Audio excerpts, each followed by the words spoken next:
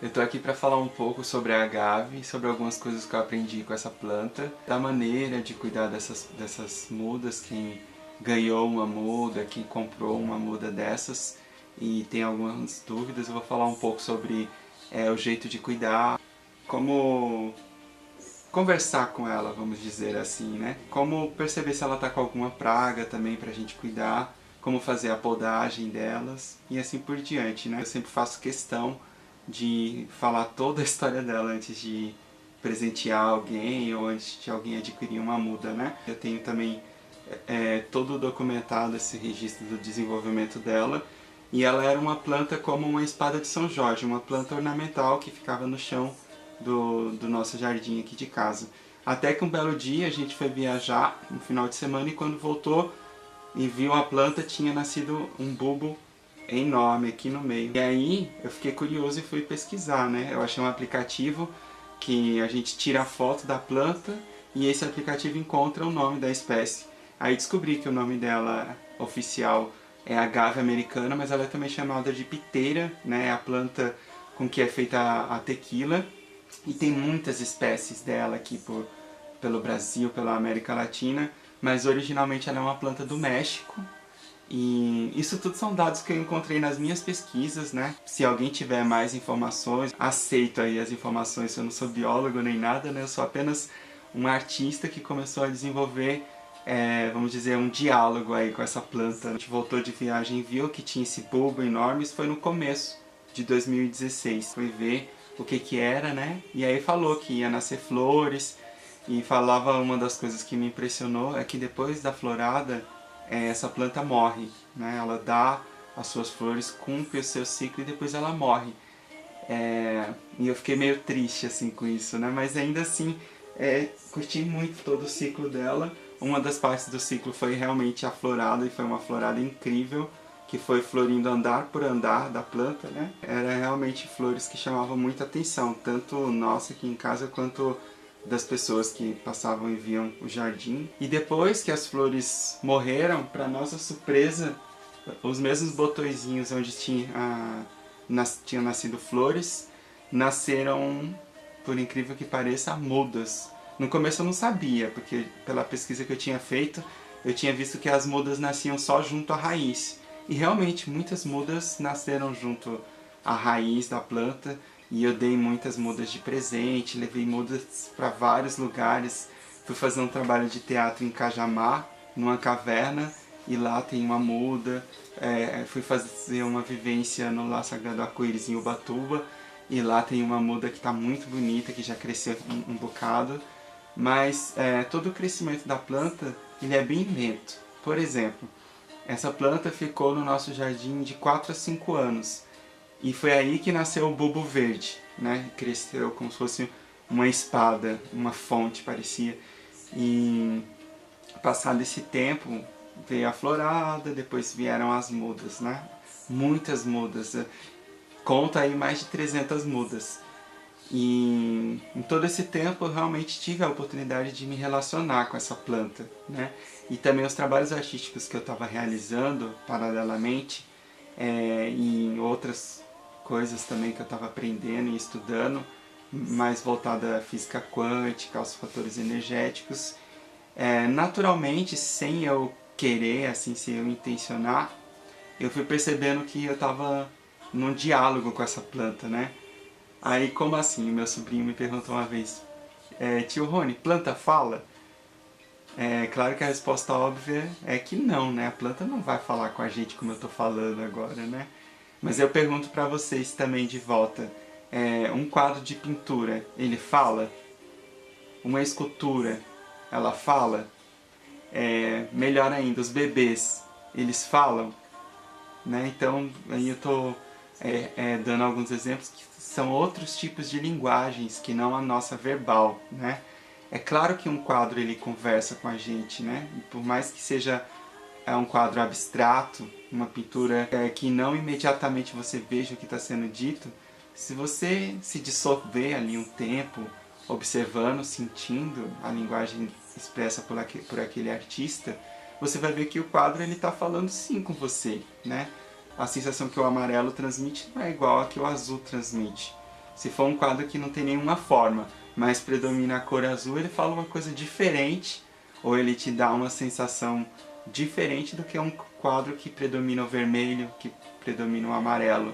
Ou se tiver várias cores, como que essas cores se comunicam nessa tela, né? Então, existem muitas outras linguagens mais sutis que às vezes a gente não está acostumado muito no nosso dia a dia, que outras linguagens predominam, e não é por isso que elas não existem, né? E não é por isso que em alguma etapa da nossa vida elas não possam nos interessar, né? Eu quero tomar muito cuidado para não impor verdades, assim, nada que eu estou falando é absoluto, né? E existem muitas fontes, se você for pesquisar, que vai falar sobre as plantas, pessoas que pesquisaram, que vai falar sobre as linguagens artísticas, né? Tudo que eu estou falando aqui é a partir das coisas que eu experimentei, né? Porque eu também cheguei num ponto que eu achei mais interessante vivenciar coisas do que ficar estudando. Não que estudar não seja importante, muito importante. Pegar a base que outras pessoas já pensaram, mas eu gosto muito de experimentar coisas e sentir eu mesmo. Às vezes eu aprendo muito mais assim, na prática, do que lendo livros, sendo que eu posso ir lá direto na fonte e experimentar e sentir o que é aquilo, né? E depois também eu posso precisar de uma base teórica para complementar aquilo que eu descobri fazendo. A muda, você vai encontrar aí, originalmente falando sobre a planta agave, que ela é ideal para jardinagens, que ela é uma planta mais externa, não é para ser usada dentro de casa, né? Mas aquela velha coisa também, as coisas não são definitivas, né? E eu acabei percebendo que ela é sim uma planta boa para se ter dentro de casa. Volto a falar pela minha própria experiência, né? Eu pude sentir que a planta mexeu com o ambiente interno, né? Por exemplo, aqui no meu quarto dentro de casa eu tenho duas mudas. Se você for pesquisar sobre a agave, vai falar que ela prefere a luz direta do sol, que ela gosta de solos secos, né? Enfim, vai ter um monte de recomendações. Mas eu prefiro, como eu falei, experimentar e aproveitar esse contato que eu tive com elas e continuo tendo também, para poder experimentar outras maneiras de conviver e dialogar com ela, né? E uma delas foi que sim, ela gosta de estar dentro de casa, né? E tem algumas experiências interessantes aí sobre isso, né? Então, talvez eu conte algumas. Geralmente, a muda ela já vem com um pedaço de raiz. Mesmo quando eu tirei as mudas da própria árvore, eu tirava essas mudas como se fossem frutas, que elas ficavam no galho e era só desconectar. Se eu não desconectasse elas, elas cairiam naturalmente, depois com o tempo, na terra como se fosse uma fruta, né? E aí lá no chão ela já pega a raiz. Olha, tem um brotinho aqui, pequeno. Enfim, aí você vai pegar a terra, encher uma camada de terra no vaso, e depois você coloca a muda dentro e você vai jogando a terra para que a terra vá se acomodando entre a raiz, né? É legal que você vá colocando sem apertar, para que a própria terra vai se acomodando. Aí depois que você encheu o vaso, aí você dá uma batidinha no vaso assim, e aí ela vai se acomodar, a terra se acomoda dentro. Se for o caso, você põe um pouco mais de terra e lá vai estar pronta a sua muda para ficar onde você sentir que ela está gostando de ficar e que ela está modificando aquele espaço, né? Então, essa que é uma coisa que eu acho interessante, né? É claro, para quem tem tempo e para quem se disponibilizar a viver, a experimentar isso, até quando quiser também, esse movimento da gente conviver com a planta e percebendo o que ela está nos dizendo, entre aspas, né? Se ela está gostando da frequência de luz que tem ali, ou se ela está pedindo um outro lugar, ou se ela está gostando da quantidade de água que você está colocando nela, ou se é menos. Antes dessa minha vivência com a agave, eu tive muitas outras plantas. Eu gostava muito de bonsai, e eu matei muitos bonsais, porque os bonsais, por exemplo, são muito delicados, né? Assim como flores e outras plantas. Então, às vezes, a gente fica frustrado porque acha que não tem a mão boa para a planta, um monte de coisa, né? E eu percebi que não, né? Eu percebi que às vezes ter a planta certa, né? Em Não ser uma coisa assim só para dizer que eu tenho uma planta e que eu sou bom com as plantas, mas que seja uma coisa de você experimentar como que é essa convivência com as plantas. Eu considero muito que esse meu contato com a agave americana, com as mudas dela, foi uma oportunidade minha de me reconectar com a natureza. Mas porque eu acho que eu sempre fui muito conectado com a natureza. Mas aí eu tive um convívio mais. Eu fui percebendo algumas coisas, por exemplo, eu fui percebendo que umas 3 vezes por semana, pelo menos, eu estava mexendo com a terra. Tinha vezes que eu ficava várias horas dedicado ao plantio das agaves, colhendo as agaves. E esse tempo que eu estava investindo, que eu estava dedicando a isso, o tempo que eu estava dedicando, eu recebia de troca alguma coisa que eu não sei especificar o que é essa troca, assim, verbalmente, mas uma coisa afetiva, né? Uma coisa energética mais do que outras coisas, né? E aí eu comecei a desenvolver alguns trabalhos artísticos com a planta, como podar a sua planta. A poda também é uma coisa muito importante. Então você vai acompanhando ali o crescimento da sua planta, da sua muda em vaso, e você vai percebendo se as folhas de baixo elas estão avisando que já deu o tempo delas, né? Como que a gente percebe? A gente vai vendo se ela o feedback que ela dá, se ela tá meio capenga, né? Isso aqui, ó, já posso ver que ela tá meio capenga, tá bom? Então você vai perceber, e aí você vem com uma faca bem rente aqui a ela, e você corta mesmo, corta junto, né? Vai cortando. É muito importante cortar, não pode ter dó de cortar, muitas vezes eu tive dó, mas o ciclo dela deu, né? Então a gente tem que reconhecer quando o ciclo dela deu, e a gente poda mesmo, e eu sempre faço questão de picotar e colocar na própria terra para servir de adubo, né?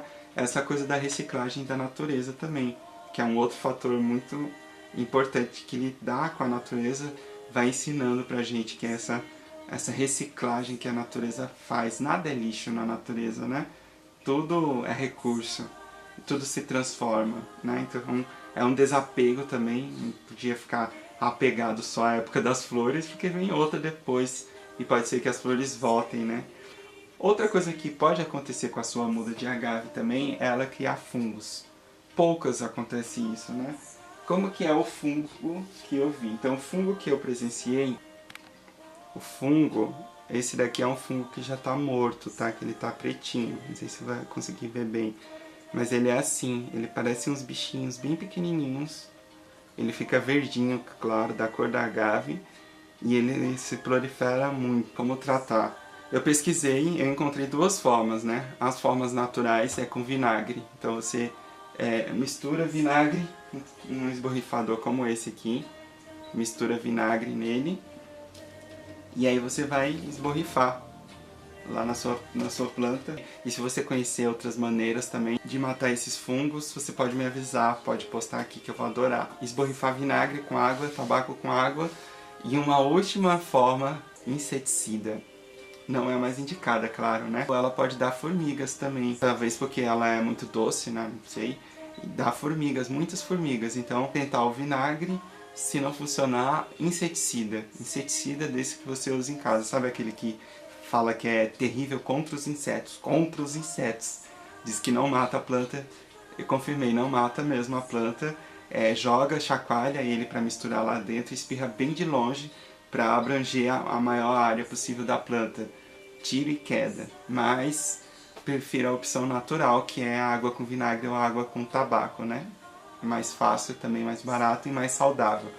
Mas em último caso, o inseticida resolve. Eu espero que você tenha uma boa história com a sua agave ou com outras plantas, né? No seu tempo. E gosto de reforçar, nada do que eu falei aqui são verdades absolutas, são coisas que eu experienciei, né?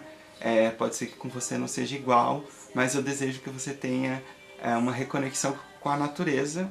Acredito que vai ser muito bom para você em todos os sentidos, seja com a agave ou com outras plantas, lugares, enfim, os convites estão aí. Não são imposições, são convites. A natureza está eternamente convidando a gente para se relacionar com ela, né? Eu acredito que a relação com a natureza, com as plantas, com a terra, ele tem a contribuir não só nesse sentido de saúde, de bem-estar, mas até na gente reaprender a conviver com pessoas também, né? Eu recebi um post que eu achei interessante, até coloquei, que fala que pessoas são como plantas, que a gente tem que cuidar, né? Que a gente tem que dar um tempo nosso para elas também, senão morrem. Então, é uma analogia, né? Tem várias analogias. Por exemplo, você colhe aquilo que você planta, né? Parece uma coisa tão banal, porque a gente escuta tanto, mas quando a gente começa a vivenciar isso, a gente aprende de uma maneira diferente, né?